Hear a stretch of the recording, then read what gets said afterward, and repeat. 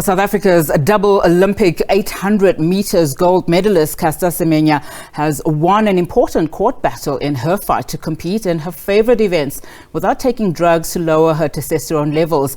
But this story does neither call into question the ruling by World Athletics nor pave the way for her to return to competition in the 800 meters. Well, the European Court of Human Rights, the ECHR, ruled that courts in Switzerland should give her a new chance to fight the requirement. 32-year-old Semenya had approached the European Court of Human Rights in February 2021 after losing appeals to the Court of Arbitration for Sport and the Swiss Federal Tribunal in a long-running legal battle. The ECHR ruled that Semenya's original appeal against World Athletics regulations had not been properly heard. In particular, that she had not been afforded sufficient institutional and procedural safeguards in Switzerland to allow her to have her complaints examined effectively. Right, now let's discuss this further. We're now joined via Zoom by the Commissioner of the South African Human Rights Commission, Andre Gaum. Thank you so much for your time this afternoon. Now, this is a huge victory for Caster Semenya, with many, of course, saying it's not only her victory, but a victory for many sports athletes, who may be faced with similar challenges. Let's get your reaction then. We know that you, as the Human Rights Commission, you've been involved in this case from the start. Yes, the South African Human Rights Commission is absolutely overjoyed about Caster Semenya's stunning victory in the European Court of Human Rights. The Commission successfully sought leave to intervene in the matter to highlight the adverse impacts of World Athletics' differences of sex development regulations on women from the global south. We demonstrated that the discriminatory effect of the regulations on the intersecting grounds of race and gender. And in particular, the Commission sought to illustrate how the impugned regulations breach Article 14, which is the prohibition of discrimination of the Convention, in conjunction with Article 8, the right to respect for private and family life. And in today's judgment, the European Court of Human Rights found that there has indeed been a violation of Article 14, the prohibition of discrimination, taken together with Article 8, the right to respect for private life, and also a violation of Article 13, the right to an effective remedy in relation to Article 14, taken together with Article 8. So the court found in particular Ms. Semenya had not been afforded sufficient institutional and procedural safeguards in Switzerland and in that particular court to allow her to have her complaints examined effectively, especially since her complaints concerned what it held to be substantiated and credible claims of discrimination as a result of an increased testosterone level caused by differences of sex development. The court found that Switzerland had overstepped the narrow margin of appreciation afforded to it in the present case, which concerned discrimination on the grounds of sex and sexual characteristics, requiring very weighty reasons by way of justification. Mr. Gaum, these factors should have led to a thorough institutional and procedural review. Let me stop you there, Mr. Gaum. There's a lot, of course, that we have to unpack, but I want us to take it a little bit step by step, particularly in terms of what the court said, to the World Athletics regulations, effectively saying that, Caster Semenya had not been afforded sufficient institutional and procedural safeguards in Switzerland. What does this then mean for her in terms of going back to the courts? Because we're not going to see her immediately go back onto the field or the track, are we?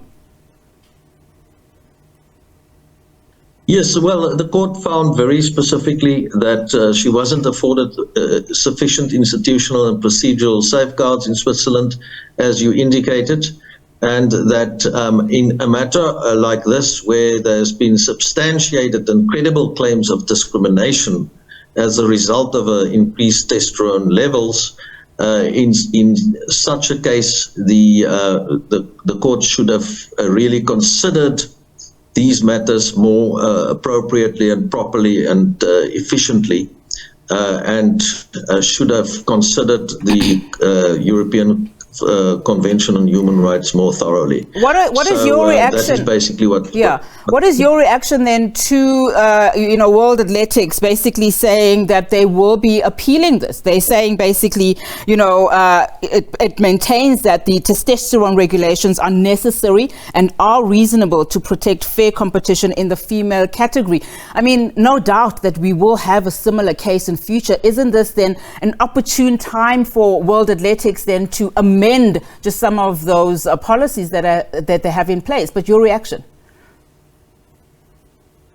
Yes, I think the appropriate thing for World Athletics to do now is to accept this judgment and to accept that here is a finding that it discriminated by means of these regulations against not only Caster Semenya but people in a similar position, and they should continue to amend these regulations.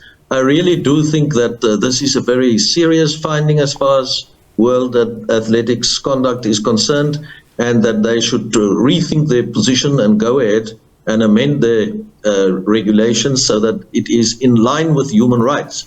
I'm sure they don't want to be in a position that they are seen as a violator of human rights, and this is clearly what this court has found here. Let me just also use the opportunity, if I may, to really thank our legal team. We had a stunning legal team that acted pro bono for the Commission, led by Jeremy Gauntlet, SC Casey, Frank Pelser and Emma Mockford, Jennifer McLeod and Zara Rikabi, all from the Greek Court chambers in London, as well as Baker and McKenzie, who acted for us pro bono, who also has offices in Paris, and made this possible. So I'd like to extend a word of thanks to them as well. I think this is a very important human rights decision. It is one of the most important gender equality cases that we have seen on the international level. It's also been the first time that the Commission has been involved in international litigation of this nature, fighting side by side with Caster Semenya. And I think it is absolutely great that she had the courage to continue with this case up to this point, where eventually in the European Court of Human Rights she has secured a victory. Andre, I've got very little time left, but just talk to us about Caster Semenya. How is she feeling? How is she doing? Of course, as you've said, this has been a lengthy process, and also it is a victory for all. Yes, no, absolutely. No, I haven't had contact with her after the ruling, but we plan to reach out to her. I'm sure she is exuberant about this eventual victory after a very, very long and extended fight she fought there, not only for herself, but for, all women in a similar position, and for really the principles of justice and non-discrimination. And for that, we can only salute her. Thank you so much, sir, for your time this afternoon. Really do appreciate it.